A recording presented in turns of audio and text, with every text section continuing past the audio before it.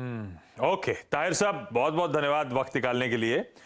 मैंने तो सोचा था कि मैं पूछूंगा, आजकल आप कुछ डील्स में इन्वेस्को म्यूचुअल फंड का नाम आ रहा है, फिर मैंने कहा नहीं, स्टॉक्स पे जाने की जरूरत ही नहीं है, छोड़ देते हैं, ब्रॉडली कॉन्टोज डिस्कस कर लेते हैं। ताहिर सर, थैंक यू सुबह सुबह जुड़ने के लिए। चलिए अब कॉर्पोरेट स्कैन की तरफ मूव कर रहा हूं। दीपक फर्टिलाइजर एंड पेट्रोकेमिकल्स कॉर्पोरेशन के चेयरमैन और मैनेजिंग डायरेक्टर शैलेश मेहता साहब आपको आपकी स्क्रीन पर नजर आएंगे। शैलेश सर, हाय, गुड मॉर्निंग। Good morning. अच्छा, ये कंपनी इंडस्ट्रियल केमिकल्स में 4 बेसिक सेगमेंट्स, इंडस्ट्रियल केमिकल्स का, एक वो टैन यानी कि टेक्निकल अमोनियम नाइट्राइट का, एक क्रॉप न्यूट्रिशन यानी कि वो एनपीके स्पेशलाइज्ड फर्टिलाइजर्स, और एक बीच में आपको याद होगा खबर आई थी रियल एस्टेट रिलेटेड, एक मॉल डेवलपमेंट, तो वो एक छोटा, ठीक है। Top of the mind Shailesh sir, आप जब आने वाले थे तो जहन में एक ही चीज थी, वो जो इस समय एनर्जी क्राइसिस यूरोप में बॉयल हो रही है।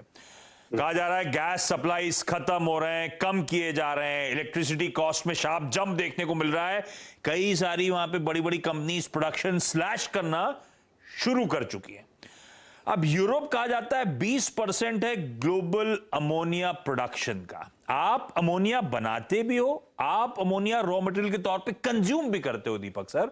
तो ये कैपेसिटी शटडाउन और ये सब जो डेवलपमेंट्स हो रहे हैं, दरअसल आप पर इसका असर क्या पड़ रहा है? दीपक फर्टिलाइजर कैसा प्लेस्ड है अमोनिया को लेकर, जो ट्रेजेक्टरी इस समय नजर आ रही है?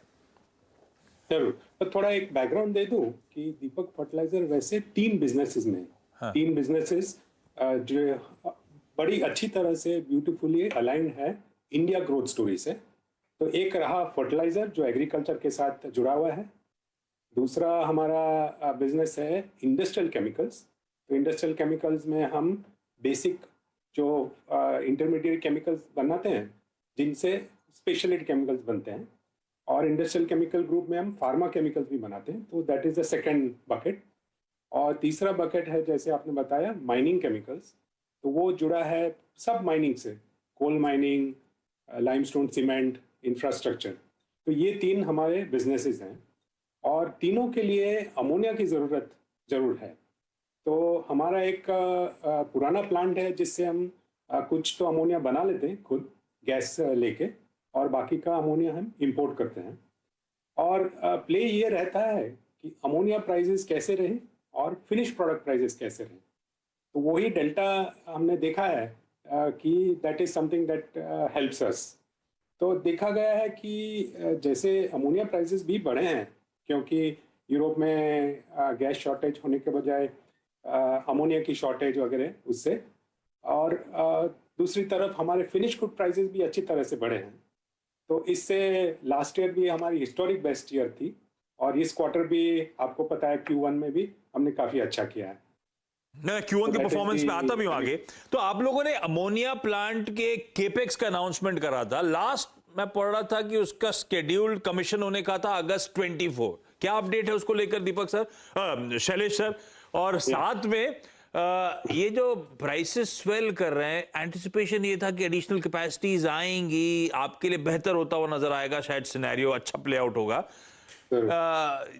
आगे की ट्रेजेक्टरी क्या प्राइसिंग की लग रही है आपको? वाकई आपको फायदा होगा जब एडिशनल कैपेसिटीज ऑन स्ट्रीम आएंगी, कमीशन होंगी? तो अमोनिया प्रोजेक्ट की मैं बात करूं तो हमारा, जैसे मैंने बताया कि रॉ मटेरियल तीनों बिजनेसेस का अमोनिया है, तो एक लॉजिकल हमारा ग्रोथ प्लान बनता था कि अगर हम अमोनिया में चले जाएं तो बड़ी अच्छी तरह से वैल्यू एक्रीशन हो सकता है। तो क्या है कि अमोनिया से लेके फिर पूरे सब केमिकल्स, फिर फिनिश प्रोडक्ट, तो we can create a great value in the whole chain. तो इस सोच से हमने एक global scale ammonia plant project लिया है, और वो बहुत ही फास्ट ट्रैक इम्प्लीमेंटेशन पे है। और we have planned a capital outlay of 4,300 crore, और इस अमोनिया से मेरे हिसाब से करीबन 20,000 करोड़ की इंपोर्ट सब्स्टिट्यूशन आत्मनिर्भर ओवर द नेक्स्ट 10 ईयर्स रहेगी, क्योंकि जो नहीं तो हम इंपोर्ट करते हैं उसके बजाय हम डायरेक्टली मैन्युफैक्चर करेंगे। तो इससे एक सॉलिडिटी आ जाएगी हमारे तीनों बिजनेसेस में, और प्रोजेक्ट बड़ा फास्ट ट्रैक पे चल रहा है। Q1 24 में तो हम कमीशन कर लेंगे, माने करीबन 1 साल, 1 ईयर फ्रॉम नाउ। शैलेशर, अनसर्टेनिटी थी रॉ मटेरियल प्राइसिंग को लेकर, और अब तो इस कंसर्न्स के बीच, स्लोडाउन के बीच, आई एम श्योर अनसर्टेनिटी हो रही होगी फाइनल प्रोडक्ट प्राइसेस को लेकर। तो अब ये जो कहानी बदल रही है इस बीच, आपका नाइट्रिक एसिड का cost of production I am sure drastically update भी आ रहे थे और ड्रास्टिकली इंक्रीज हुआ होगा। पास ऑन हो पा रहा है या नहीं हो पा रहा? तो दो चीज है कि हम जो जो प्रोडक्ट में है वहां पे हम अच्छी तरह से पास ऑन कर पा रहे हैं, और ये हमने देखा है पिछले 1.5 साल 2 साल से भी। कोविड का ईयर लेके इस क्वार्टर, फर्स्ट क्वार्टर तक भी रिजल्ट्स तो आपने ही देखा होगा कि अच्छी तरह से हम पास ऑन कर रहे हैं। और पास ऑन इस दो तरीके से कि फिनिश प्रोडक्ट में डिमांड की कोई कमी नहीं है, और that is giving us a very positive current. और दूसरी चीज क्या है कि पिछले 2-3 साल से हमने एक पूरा बिजनेस मॉडल चेंज किया है। तो हम कमोडिटी स्पेस से more and more speciality towards जा रहे हैं। तो हर प्रोडक्ट में हम ये देख रहे हैं कि एंड कंज्यूमर सेगमेंट कौन सा है, और वो सेगमेंट को हम कैसे बेटर सर्व करें।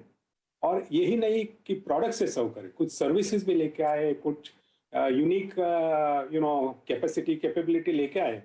तो उससे क्या कि हर product we shift more toward speciality, और स्पेशलिटी में आप जानते भी हैं कि प्रीमियम भी अच्छा है और मार्केट शेयर भी अच्छा रहता है। तो अगर मैं एग्जांपल की तरह से दूं तो फर्टिलाइजर इंडस्ट्री में नॉर्मल क्या होता है कि हम प्रोडक्ट पे फोकस करते हैं कि डीएपी रहा, एनपीके रहा, एसएसपी रहा, यूरिया रहा। तो हमने ये शिफ्ट, पूरा बिजनेस मॉडल शिफ्ट किया है कि we have move from customer to consumer. तो कंज्यूमर के हिसाब से हम एक न्यूट्रिएंट मिक्स बताते हैं जो which is very good for complete cotton crop.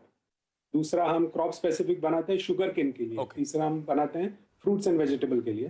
तो प्रोडक्ट और साथ में सर्विसेज लेके we have moved from commodity to speciality. Perfect. अच्छा, उसी ढंग से मैं लार्जली केमिकल्स की बात इसलिए कर रहा था, ध्यान रखें, क्योंकि लास्ट क्वार्टर में भी 58% रेवेन्यूज केमिकल्स से, 85% इबिट का केमिकल से। तो चाम आजकल उसी स्पेस का है। जाते जाते शैलेश सर, एक आखिरी सवाल, क्या इनफ गैस अवेलेबल है?